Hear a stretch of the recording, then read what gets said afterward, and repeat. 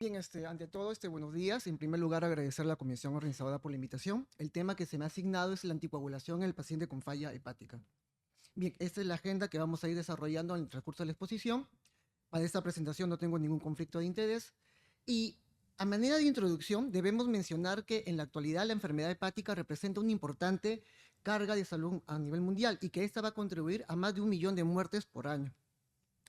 Actualmente la enfermedad que predispone más a esta eventualidad va a ser la enfermedad del hígado graso no alcohólico. Y si vamos un poco en nuestro país, se menciona que la cirrosis hepática viene a ser la quinta causa de muerte y que tanto la morbilidad como la mortalidad están aumentando. Haciendo un pequeño repaso de la fisiopatología de la cirrosis hepática, debemos tener dos fenómenos importantes. Uno, la insuficiencia hepática y dos, la hipertensión portal. La insuficiencia hepática que nos va a traer una alteración en la síntesis de proteínas y que eso va a traer como consecuencia una disminución de la albúmina, una disminución de algunas hormonas como la trombopoyetina, una disminución en la síntesis de factores, tanto procoagulantes como anticoagulantes. Y la hipertensión portal que a la larga va a generar esplenomegalia, secuestro y destrucción de plaquetas. Todos estos fenómenos van a traer una serie de alteraciones a nivel del perfil de la coagulación, como va a ser plaquetopenia, que conforme la enfermedad hepática vaya avanzando, los niveles de plaquetas van a ir disminuyendo más, vamos a tener un TTPA prolongado y vamos a tener un INR elevado. Todos estos factores en un primer momento hicieron pensar que el paciente cirrótico era un paciente que se encontraba en un estado de hipocoagulabilidad y por lo tanto era un paciente que tenía mayor riesgo de sangrado. Es más, se consideraba que el paciente cirrótico era un paciente autoanticoagulado y que por ende tenía menos riesgo de hacer eventos trombóticos. Pero conforme esto ha ido pasando, en los últimos años nos hemos dado cuenta que esto no es así tanto, sino que el paciente cirrótico es un paciente que se encuentra en un estado protrombótico y que por lo tanto tiene un mayor riesgo de hacer eventos trombóticos. Y esto es como consecuencia de que ocurren dos fenómenos. Uno, una disminución en la síntesis de factores anticoagulantes endógenos producidos por el hígado, y dos, porque existe un aumento en la producción de sustancias procoagulantes circulantes. Y estos fenómenos son los que aumentan el riesgo de que estos pacientes presenten eventos trombóticos. Se menciona que los pacientes cirróticos tienen 2.5 veces más riesgo de hacer fibrilación auricular en comparación a un paciente no cirrótico, y que los pacientes cirróticos tendrían hasta 2 veces más riesgo de hacer eventos trombosos venosos en comparación a un paciente no cirrótico. Entonces, si tenemos nosotros unos pacientes que tienen alteración en su perfil de coagulación, esta alteración en el perfil de coagulación puede explicar el sangrado que pueden presentar esos pacientes. En el año 2018 se presentó el estudio ProLiver, que fue un estudio prospectivo de 280 pacientes, un seguimiento de aproximadamente 4 años, en lo cual se demostró que los eventos hemorrágicos en este grupo de pacientes se presentaban hasta en un 5.45% al año y que la principal causa de sangrado era el sangrado digestivo. Pero interesante fue que demostraron de que no había una correlación en el recuento de plaquetas y en el riesgo de sangrado. Haciendo el seguimiento en la evolución de la enfermedad, los pacientes en estadios más avanzados de falla hepática tenían menores niveles de plaquetas, pero esto de por sí solo no explicaba el riesgo de hemorragia. Eran iguales. Entonces, ¿qué es lo que estaba pasando? Porque estos pacientes, si tienen una tendencia a tener un perfil de coagulación más alterado, ¿por qué no sangraría más? Y esto se debe a que existe un nuevo reequilibrio de la coagulación. Como hemos visto, existe una alteración en factores procoagulantes y también en factores anticoagulantes. Y lo que genera el organismo es un nuevo reequilibrio. Pero este nuevo reequilibrio es muy frágil y situaciones como la misma descompensación de la falla hepática, una falla renal que se puede agregar en el contexto de un síndrome hepatorrenal, algún procedimiento al cual el paciente pueda ser sometido o simplemente una infección que se pueda agregar en este tipo de pacientes, van a generar que este reequilibrio se rompa. Y por lo tanto, este grupo de pacientes puede tener más riesgo de hacer complicaciones o hemorrágicas o trombóticas, pero con cierta tendencia a tener más riesgo trombóticos. Por lo tanto, si estos grupos de pacientes, a pesar que tengan una alteración en su perfil de coagulación y sabiendo que tienen un mayor riesgo de hacer eventos trombóticos, ¿se podrían beneficiar de algún tratamiento anticoagulante? Y durante los últimos años se empezaron a realizar diversas revisiones en los cuales trataban de abordar este tema, el uso de anticoagulantes en pacientes con problemas con falla hepática. ¿Qué tan seguros y qué tan efectivos podrían ser este grupo de fármacos? Como ya se mencionó, muchos de estos fármacos van a tener un metabolismo ya sea hepático o renal. En este caso, la warfarina es netamente 100% su metabolismo hepático. Con los anticoagulantes de acción directa esto puede variar un poco, viendo de que inclusive el apixaban es el que tiene un mayor metabolismo hepático en un 75% y el dabigatran el que tiene un menor metabolismo hepático, un 20%. Pero si entendemos de que estos fármacos tienen un metabolismo a nivel hepático, es comprensible pensar de que el uso de estos fármacos podría incrementar el riesgo de sangrado. No solamente eso, haciendo un poco desglose más de las características farmacológicas de cada uno de estos medicamentos, perdón, podemos ver que algunos inclusive requieren del citocomo P4250 para su metabolismo, como es warfarina, como viene a ser apixaban y como viene a ser rivaroxaban. Incluso también la unión a proteínas, como se puede apreciar, que también se va a encontrar disminuida en este tipo de pacientes. Entonces, todos son sustratos que me indicarían de que el uso de estos medicamentos podría aumentar el riesgo de hemorragias. Entonces, si nos centramos un poquito en lo que vendría a ser warfarina en la enfermedad hepática, la warfarina es uno de los anticoagulantes que se viene usando desde hace muchos años y quizás uno de los que más se ha usado en los pacientes con hepatopatías, ¿ok? Y en los cuales se ha podido demostrar de que este uso de este fármaco ha generado una disminución de eventos trombóticos. En el año 2018, en Taiwán, de su registro de salud pública, se hizo un estudio en el cual incluyeron aproximadamente 10.000 pacientes, de pacientes con fibrilación auricular y que presentaban en la evolución cirrosis hepática. Se armaron 3 brazos, aquellos pacientes que no recibieron ningún tratamiento, un grupo, el segundo brazo, pacientes que recibieron antiplaquetarios y el tercer brazo, pacientes que recibieron warfarina. Lo que se demostró es que en el brazo de pacientes que recibieron warfarina hubo una disminución de hasta un 24% menos de eventos isquémicos.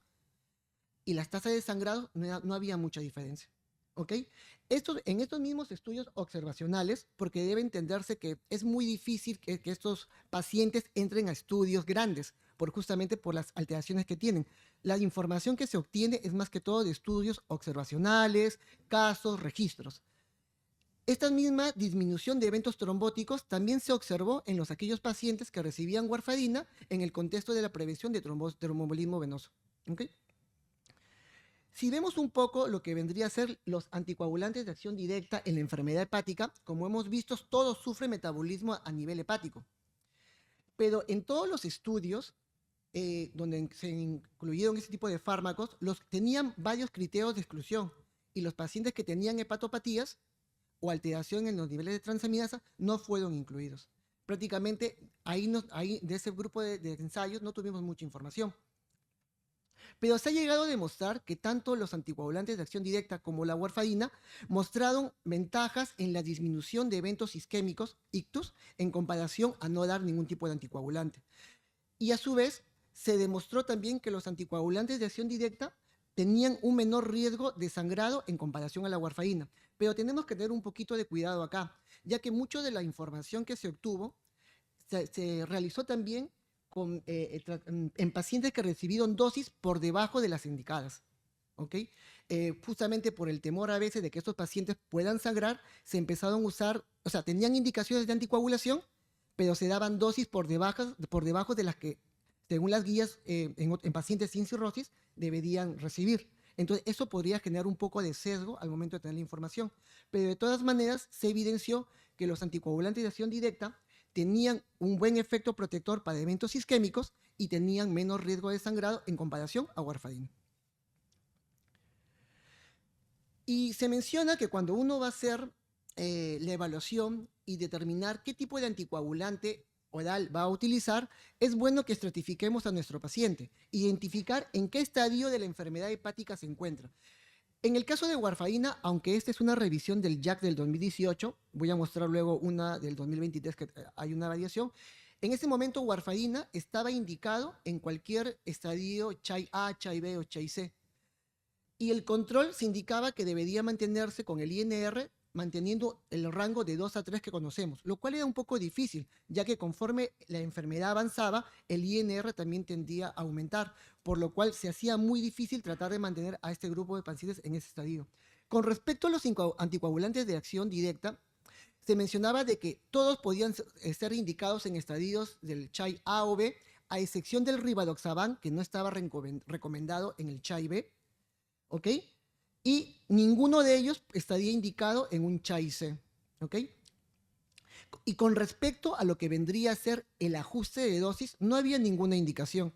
La dosis tenía que ser la indicada en las guías que ya conocemos y el ajuste de dosis según la edad del paciente, el peso, la depuración de creatinina, factores que ya conocemos. ¿Ok? Entonces, ¿qué se indicaba? Que cuando teníamos un paciente con una enfermedad hepática que necesitaba el inicio de tratamiento anticoagulante oral, primero teníamos que hacer una evaluación de la seguridad, es decir, ver cómo se encontraba su hemoglobina, cómo estaba el INR, cómo está el nivel de plaquetas, ¿ok? Si es que este paciente tenía varices esofágicas, deberían ser tratadas antes de inicio de la anticoagulación. Generar estrategias para la disminución del sangrado. Básicamente era, si el paciente era un paciente que consumía alcohol, hacer las estrategias para que deje de consumir alcohol, evitar el uso de AINES, que podría incrementar el sangrado digestivo, ¿ok?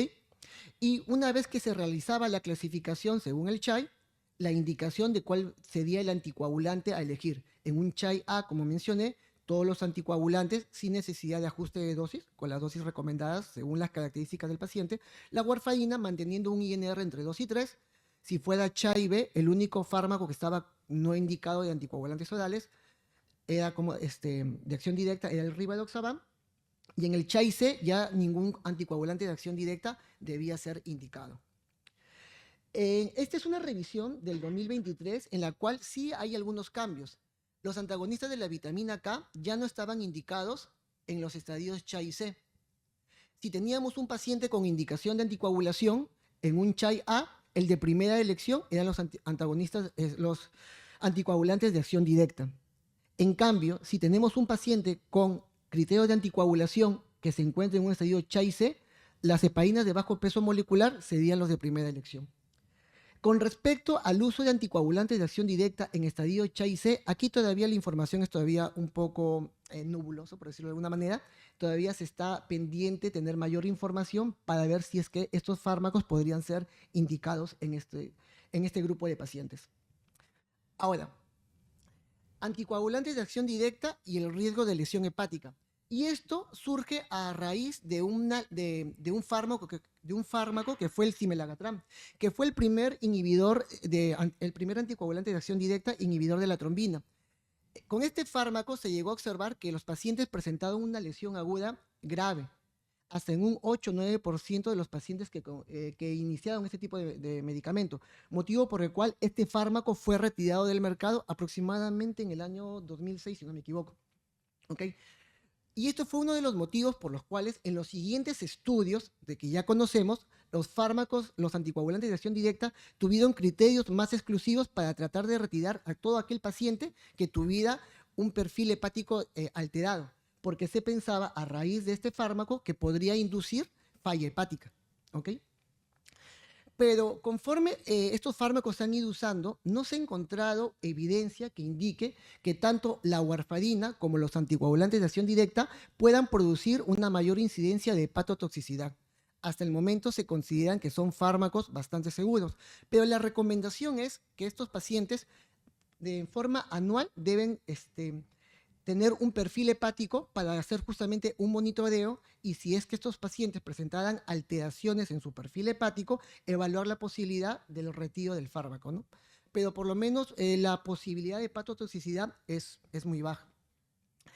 Con respecto, estos son los diferentes estudios que tenemos en los cuales se usaron los anticoagulantes de acción directa, ya sea en el contexto de fibrilación auricular o de trombosis venosa, ¿ok? Y en los cuales se trataba de ver los eventos adversos hepáticos, que se definía como la elevación 3 veces por encima del valor normal de transaminasas y 2 veces por encima del valor normal de las bilirrubinas. Y se demostró de que no había mayor diferencia significativa entre warfarina y los anticoagulantes de acción directa, por lo cual estos fármacos, como se manifesté, son bastante seguros, pero de todas maneras la recomendación está que de forma anual este grupo de pacientes que reciban estos medicamentos tienen que tener un perfil hepático. Ahora, entonces, acá tenemos una publicación del 2024 de la guía de la Sociedad Internacional de Trombosis y Hemostasia, que justamente nos da algunas recomendaciones para la prevención de anticoagulación, para la prevención de stroke en pacientes con fibrilación auricular, tromboembolismo venoso y trombosis venosa portal en los pacientes con cirrosis, justamente nuestro tema. En el contexto de fibrilación auricular en pacientes con enfermedad hepática, de un gran metaanálisis de aproximadamente 385.000 pacientes con cirrosis, se demostró que la prevalencia de FA era del 5%. Pero esta prevalencia va a variar y va a depender mucho del estadio de la enfermedad. Pacientes que se encuentren en un CHAI-A, la prevalencia es aproximadamente 2.4%. En un CHAI-C puede llegar hasta un 20.2% la posibilidad de que estos pacientes hagan fibrilación auricular. Y como ya hemos mencionado, en los pacientes con FA, la cirrosis no protege. Es el concepto erróneo que se creía que eran pacientes autoanticoagulados y por ende tenían menos riesgo de eventos trombóticos. Y a su vez, cuando la fibrilación auricular se presenta, esto también genera un aumento de la mortalidad en este tipo de pacientes. Por lo cual es necesario que cuando nosotros identifiquemos un paciente cirrótico con FA, la necesidad de anticoagulación. Entonces, las recomendaciones que da esta guía es que todos los pacientes con cirrosis CHAI-A o CHAI-B que presenten FA deben recibir tratamiento anticoagulante. ¿Ok? Todavía no existe suficiente evidencia para aquellos pacientes que se encuentren en CHAI-C. Los pacientes como primera opción, los anticoagulantes de acción directa son los primeros a elegir en comparación a los antagonistas de vitamina K. Pero no existe ninguna evidencia farmacocinética ni clínica que recomiende uno u otro anticoagulante de acción directa.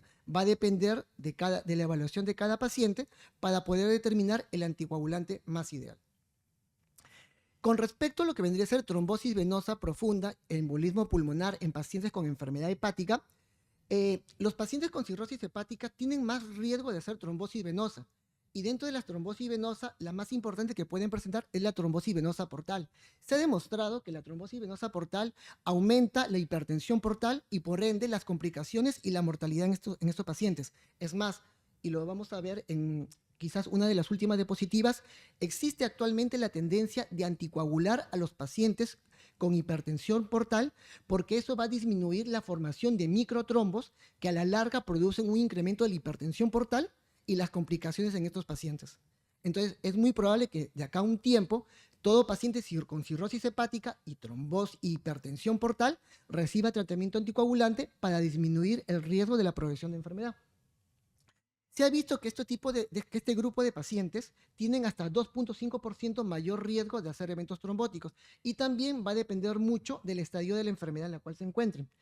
Se ha demostrado también que la hospitalización aumenta el riesgo de trombosis venosa y embolismo pulmonar. Las recomendaciones que da la guía es que en este grupo de pacientes, definitivamente, cuando presentan una trombosis venosa aguda, deben recibir tratamiento anticoagulante, salvo tengan alguna contraindicación. Se recomienda el uso de anticoagulantes de acción directa o heparinas de bajo peso molecular, tanto para los estadios CHAI-A o CHAI-B. Y en los pacientes que se encuentran en estadio CHAI-C, la recomendación es la heparina de bajo peso molecular. No se debe suspender la anticoagulación en pacientes con trombocitopenia moderada. Si tuviera trombocitopenia severa, que se define el recuento plaquetario por debajo de 50.000, tiene que individualizarse el caso. Trombosis de la vena porta en pacientes con cirrosis. Esto es extremadamente frecuente en este grupo de pacientes. Y es uno de los motivos, como mencioné anteriormente, que genera progresión de la enfermedad y muerte del paciente. Y el riesgo justamente de trombosis venosa portal también es predominantemente modulado según la enfermedad, ¿no? Se repite este fenómeno. A mayor estadio de la enfermedad hepática, mayor riesgo de hacer eventos trombóticos. El tratamiento de la trombosis venosa portal mediante terapia anticoagulante se ha demostrado que es segura, efectiva y que disminuye el riesgo de complicaciones.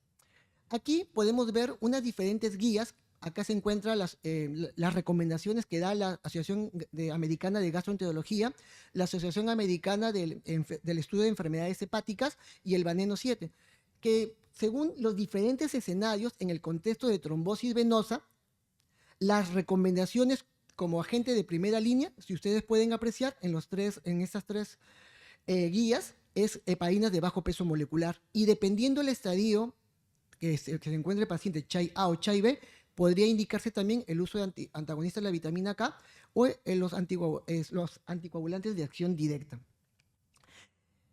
Ya casi para terminar, ¿cuáles serían las recomendaciones en este grupo de pacientes? todos los pacientes con cirrosis que presentan trombosis venosa portal sintomática deben recibir anticoagulación por lo menos 6 meses.